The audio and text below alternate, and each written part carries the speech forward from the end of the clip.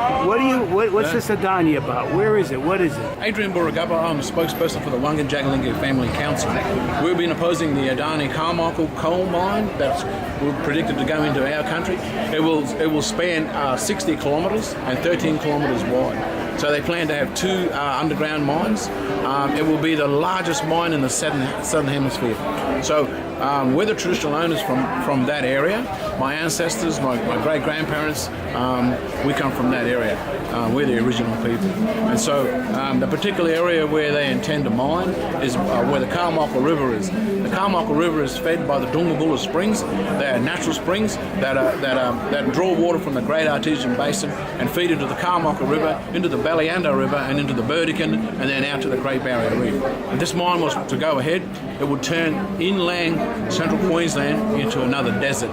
So the water would totally be gone, and life as we know it, essentially our dreaming stories, the rainbow serpent, Mundinjara, which I call it, is the essential dreaming track for that whole area. So it will decimate, destroy, and totally annihilate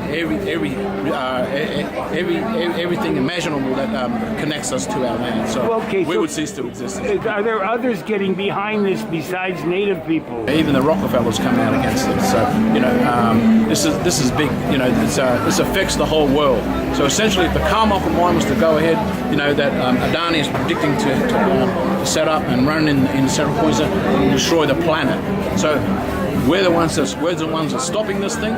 Other people have other means, but they don't have any court cases. They don't have any means. The only thing at their disposal at this point now for anybody else will be direct action on the land. But we hope that it doesn't have to come to that, because we hope that Adani is going to pack up and leave soon, because they have no funding. The federal state government won't grant them $1 billion funding to build rail. So if they don't have a rail link out to Abbott Point, then there's no coal leaving there.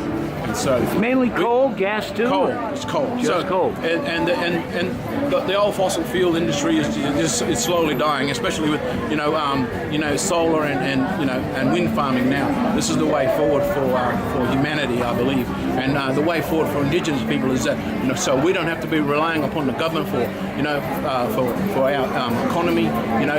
We're not going to be classed as welfare recipients forever, because we want a future in solar energy, which will allow our people to still live on country and have all the modern necessities of life as well. So besides turning your beautiful area into a desert, with all the water going through, isn't that going to pollute some of the water? Or essentially yes, because what we're talking about are like aquifers that run right through the country, and that's why there's so many springs. They just come up anyway. So these aquifers are feeding the springs, and so essentially, if they were to tap into the aquifers, the coal would actually then pollute. See, there's there's like barriers between the coal and the water.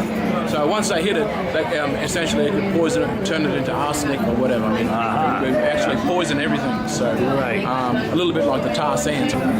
So there's a lot of farmers that have come out against it as well. But the thing is, a lot of them have like gag orders on them. They can't actually say anything, and so the local farmers and those that will be affected, downriver from us, as well as other Indigenous groups, all of their stories, the songlines, anything that relates to water would essentially be non-existent. And so this is the problem. So when we talk about the land and the environment, we talk about trees and animals as being totems.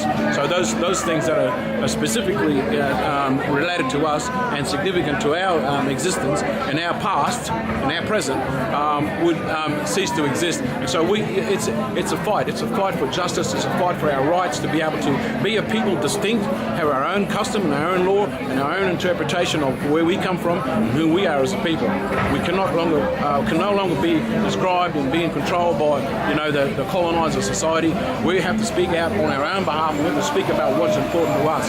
Our laws and customs are based in the land. It's based in the water, in the rainbow serpent. These are the things that have evolved over thousands and thousands of millions of years. And so these are the things that our people have been protecting. day one. And so as true custodians of the land, we're the ones who speak for the land. Those who are not true custodians, they're the ones who want to sign the land away and destroy it and try to get money off it. You know, our future is going to be what we're breathing and what we're drinking and what the land can produce and tell us about who we are as a people. We're staying outside the Nimbin Environment Centre. Makes sense.